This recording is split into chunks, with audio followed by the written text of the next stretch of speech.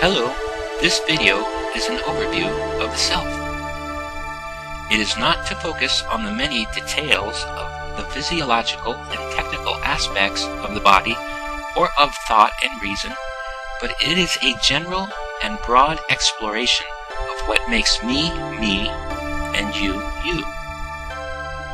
What makes the self? To most of those I communicate with, the self is made up of the mind and the flesh or body.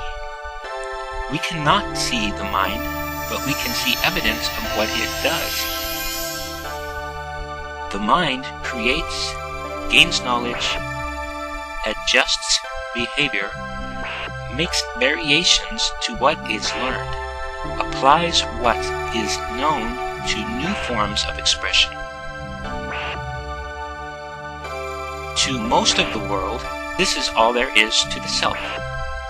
To many, the mind and the flesh is all there needs to be to explain why we act and think, what we do, and what we believe.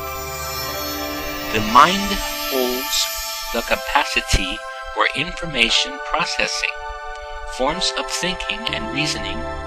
It is our intelligence, along with motor functions, where we can receive training, maintain disciplines, and react to outside stimulus, sometimes called reflexes, and any other habits and activities we endure in life. The flesh contains sensory apparatus, from which we experience the outside world, and within ourselves, our five senses are involved in the sensing of this information: touching, hearing, tasting, smelling, seeing, outside and inner awareness of the world around us and what is going on within our own self. The mind and the flesh communicate to one another, making us react to what is around us and within us in this world, at least the world we are aware of. If it's raining, we might experience what it feels like to be wet, or cold, or both. The mind reacts in a way we are typically familiar with. We form an opinion on the matter, and the mind directs us to move in a direction formed by what our opinions or habits settle on. But is this all there is to the self? According to Christianity, the way I understand it, there are two more parts to the self. Can you guess what they are? There happens to be a part of the self which is commonly overlooked: the spirit. The spirit has the ability to sense what the flesh cannot sense. It experiences things the other five senses may not be aware of. It is a dimension of the self not typically taught in schools.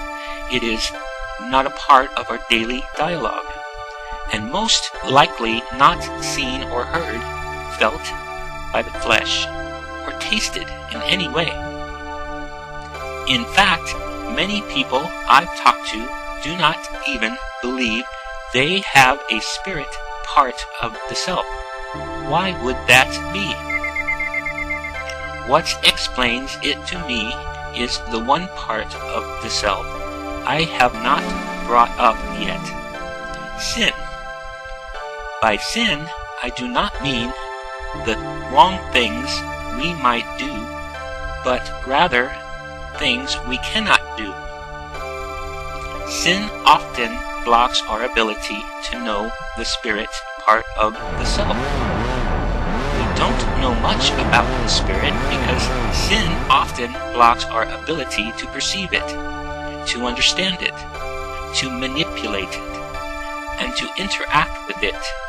Sometimes sin even blocks our ability to recognize sin as being a part of the self.